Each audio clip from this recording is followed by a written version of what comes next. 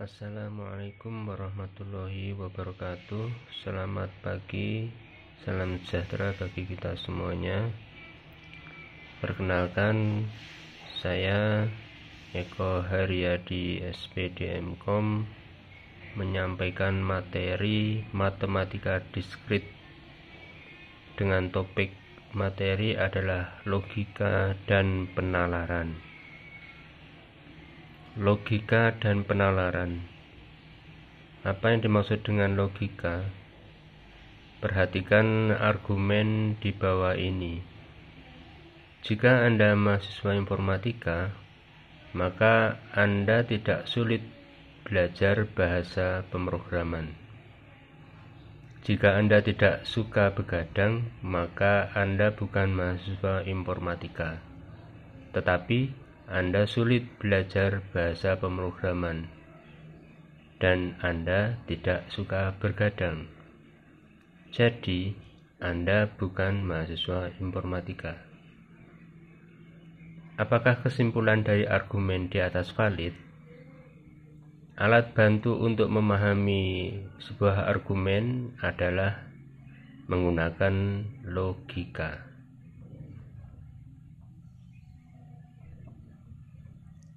Siapa peletak dasar logika? Yaitu Aristoteles. Yang dimaksud dengan logika apa? Logika merupakan dasar dari semua penalaran atau reasoning. Penalaran didasarkan pada hubungan antara pernyataan atau statement. Di dalam logika tidak semua jenis kalimat menjadi objek tinjauan.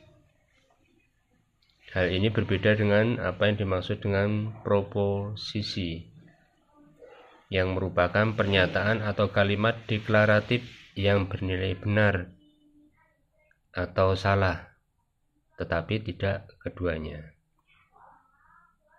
Contoh pertama, ini ada soal, gajah lebih besar daripada semut. Itu pasti pernyataan benar.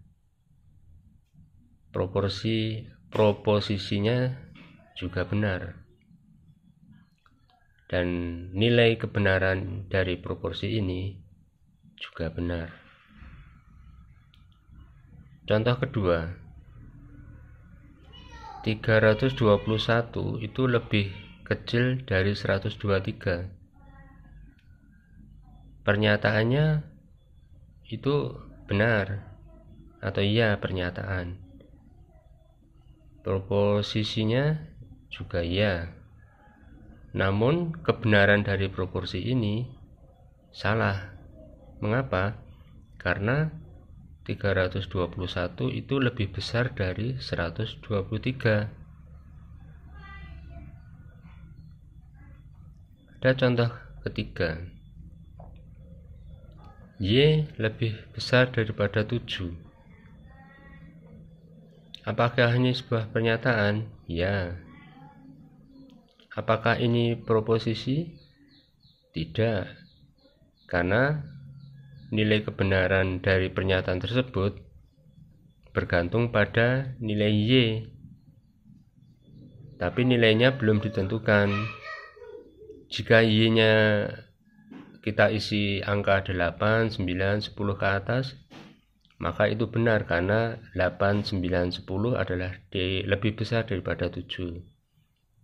Tetapi jika Y diisi angka di bawahnya itu atau 1, 2, 3, 4, 5, 6, maka salah karena lebih besar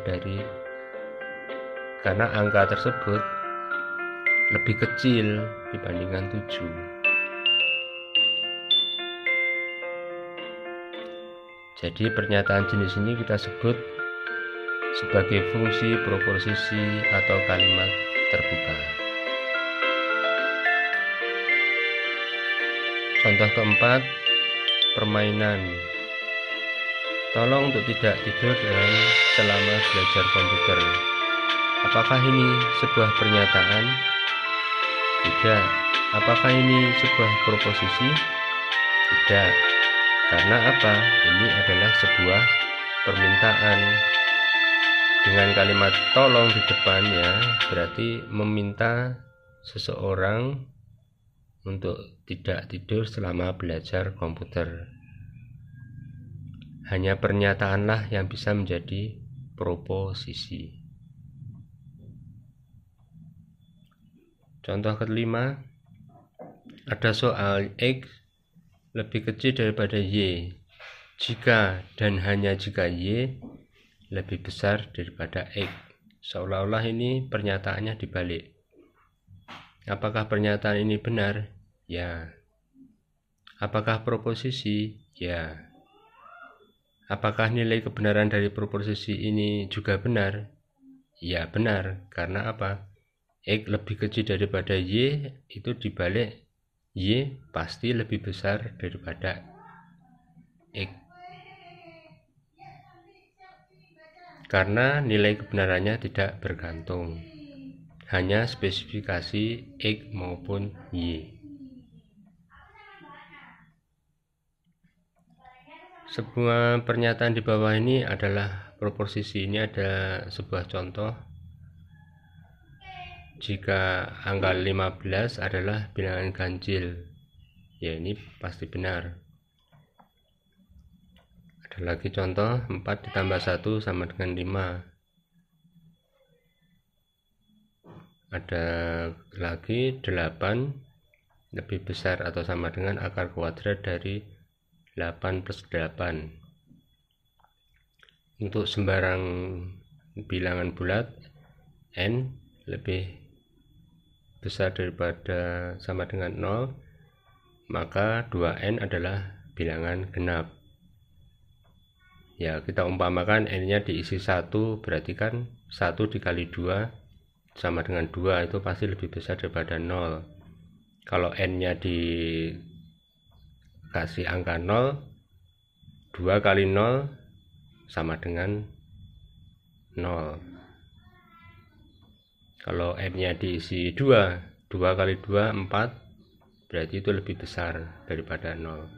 Dan bilangan itu adalah bilangan genap. Contoh yang kelima, X plus Y. X plus Y sama dengan Y plus X untuk setiap X dan bilangan Y adalah bilangan real.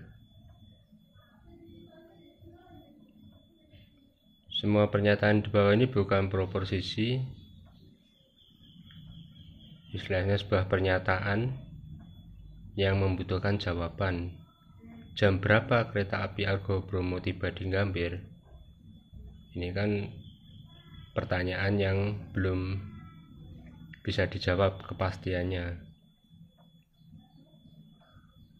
Ada lagi pernyataan, contoh, isilah gelas tersebut dengan air. Ini sebuah perintah. Kemudian ada contoh yang ketiga, yang C, X plus 5 sama dengan 8. Maka X berapa? Ya, berarti X 8 dikurangi 5 sama dengan 3. Atau X lebih besar daripada 2. Ya, kalau X-nya diisi 3 tadi, ya berarti benar. Lebih besar daripada 2. Dan seterusnya.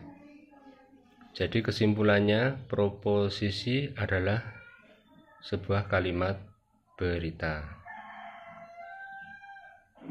Mengkombinasikan proposisi, misalkan P dan Q adalah proposisi. Ada 3,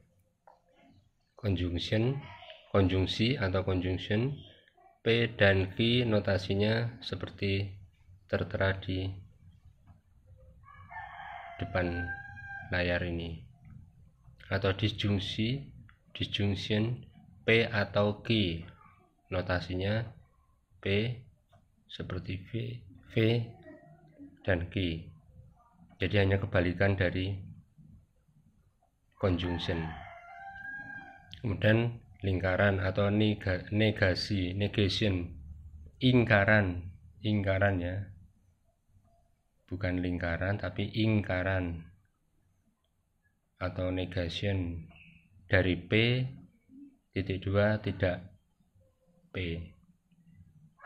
Notasinya seperti terlihat di layar. P dan Q disebut proposisi atomik.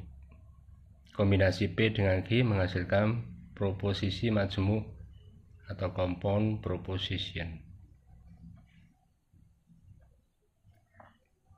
Contoh kasus: diketahui proposisi-proposisi berikut. P, hari ini hujan. Q, murid-murid diliburkan dari sekolah.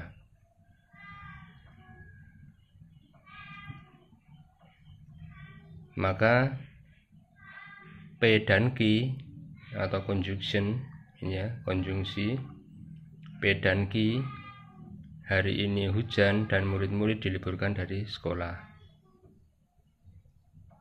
Kemudian disjungsinya bagaimana? Disjungsinya P disjungsi Q, hari ini hujan atau murid-murid diliburkan dari sekolah. Kalau ingkaran P tidak benar hari ini hujan atau hari ini tidak hujan.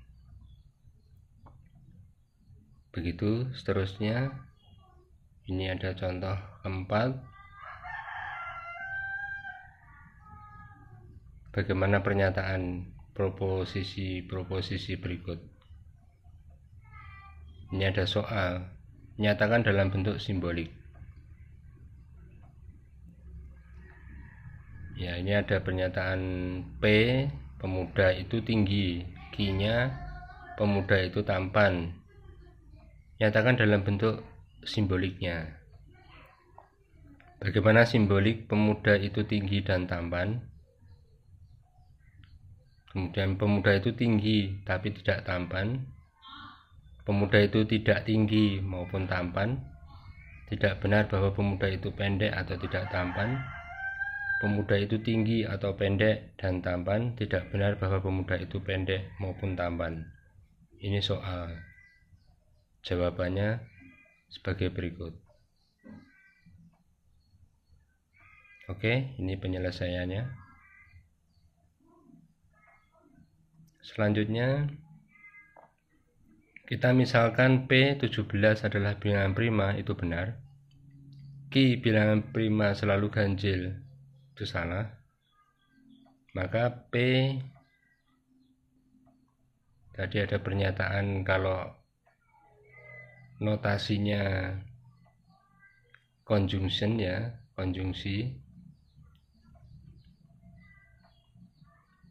Maka P konjungsi Q 17 adalah bilangan prima dan bilangan prima selalu ganjil adalah salah. Tabel kebenarannya sebagai berikut. Hukum-hukum logika disebut juga hukum-hukum aljabar proposisi. Bisa dipelajari proposisi bersyarat dan seterusnya, kondisional atau implikasi. Bentuk proposisi jika P maka Q, notasinya sebagai berikut. Jadi proposisi P disebut hipotesis, anteseden, premis atau kondisi. Kalau Q disebut konklusi atau konsekuen. Terima kasih. Ini sekilas apa yang bisa saya sampaikan untuk materi logika atau penalaran di mata kuliah matematika diskrit. Akan kita lanjutkan untuk materi berikutnya. Terima kasih. Wassalamualaikum warahmatullahi wabarakatuh. Selamat pagi, salam sukses.